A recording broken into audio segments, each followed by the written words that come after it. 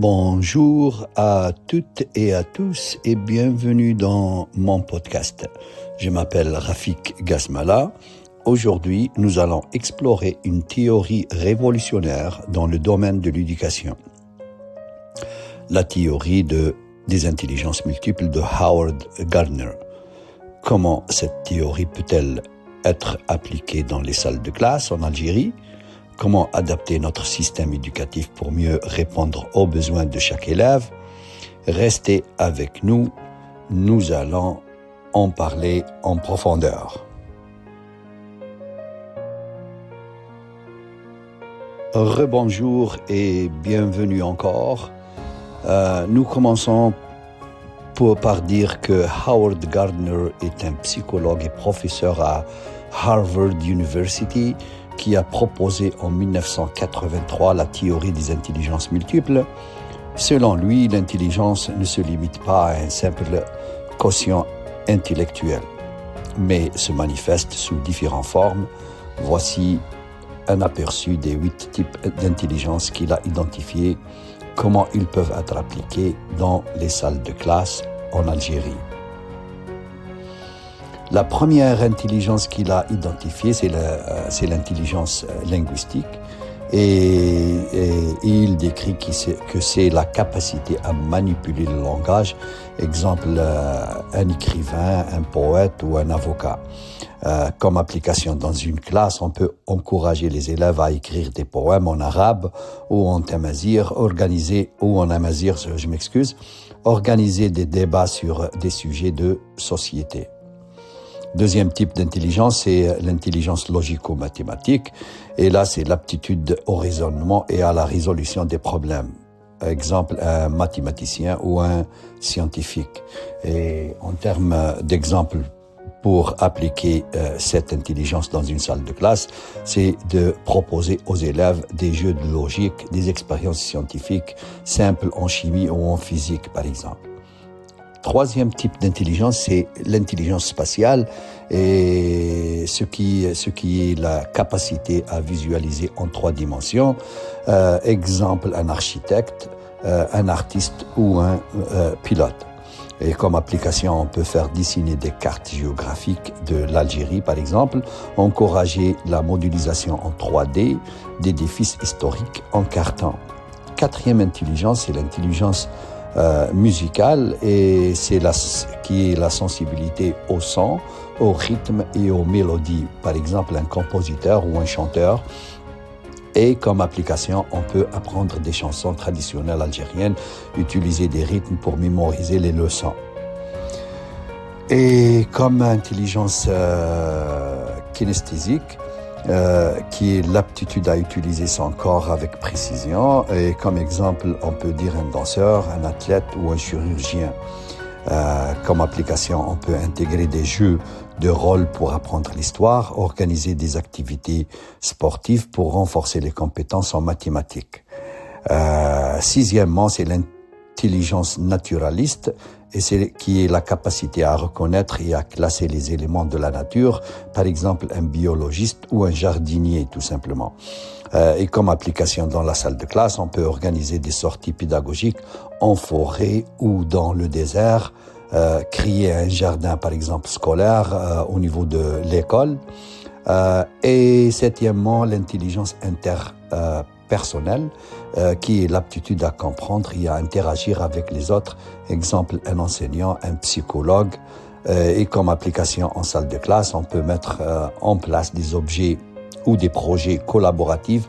En plus, on peut encourager les discussions en groupe sur les thèmes culturels.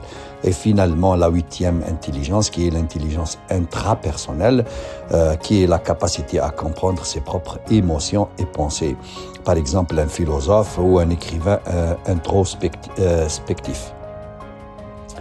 Comme application en salle de classe, on peut tenir un journal personnel, pratiquer la médiation et la réflexion sur ses apprentissages. Abordons maintenant le point qui concerne l'application en salle de classe en Algérie. Et je dirais que maintenant que nous avons bien défini ces intelligences, comment les appliquer dans les écoles algériennes. actuellement notre système éducatif met principalement l'accent sur l'intelligence logico-mathématique et linguistique. Or, chaque enfant possède un profil d'intelligence unique et en voici quelques pistes d'application. Il y a 3 points, la diversification des méthodes d'apprentissage. Le deuxième point, c'est l'évaluation alternative. Et troisièmement, l'aménagement de l'espace scolaire. En ce qui concerne la diversification des méthodes d'apprentissage, on doit utiliser des jeux, des arts visuels, des expériences scientifiques et des activités sportives pour toucher différents types d'intelligence. Pour le deuxième point qui est l'évaluation alternative, au lieu d'examen ou au lieu de faire des examens standardisés, on pourrait intégrer des projets pratiques, des présentations orales ou des travaux créatifs. Le troisième point, c'est l'aménagement de l'espace scolaire. Et là, on doit créer des espaces dédiés à l'apprentissage interactif comme les laboratoires, des salles d'art et des zones de médiation. Un autre point qui me vient à la tête, c'est l'utilité de cette théorie et ses bénéfices pour notre pays, l'Algérie. Je me pose tout de suite une question. Pourquoi adopter la théorie des intelligences multiples en Algérie? Quelle est son application ou comment l'appliquer? Je dirais tout simplement que son application permettait de répondre à plusieurs défis majeurs du système éducatif et du marché du travail. Premièrement, répondre aux besoins des élèves en valorisant les talents divers des apprenants. Cette approche réduit l'échec scolaire et favorise l'engagement en classe. Deuxièmement, répondre aux besoins du gouvernement. Un système éducatif plus inclusif et varié favorise une meilleure intégration des jeunes dans la société et prépare une main-d'œuvre plus compétente et plus polyvalente. Troisième point, c'est répondre aux exigences du marché du travail. En développant des compétences variées, les élèves seront mieux préparés aux métiers d'avenir, notamment ceux nécessitant de la créativité, du raisonnement critique et de l'adaptabilité. Quatrième point, c'est remédier au décrochage scolaire en offrant des méthodes d'apprentissage adaptées à chaque profil. Cette approche réduit la frustration et le désintérêt des élèves, limitant ainsi le décrochage. Un autre point qu'on doit aussi soulever, c'est comment l'implanter ou quelle est l'implantation ou comment faire pour implanter ou faire des réformes sur le curriculum ou dans le curriculum algérien. Pour que cette théorie soit prise en compte à grande échelle, le ministre de l'Éducation algérien pourrait par exemple former des enseignants, leur fournir des outils pédagogiques adaptés à chaque intelligence. Deuxième point, repenser les programmes scolaires. Et là, on doit intégrer des disciplines favorisant les intelligences multiples et finalement encourager la créativité de l'individualisation qui va permettre aux élèves de développer leurs points forts et d'explorer leurs intérêts. Des initiatives locales existaient déjà dans cette école, dans des écoles privées et associations éducatives, mais il est essentiel d'étendre cette approche à l'ensemble du pays.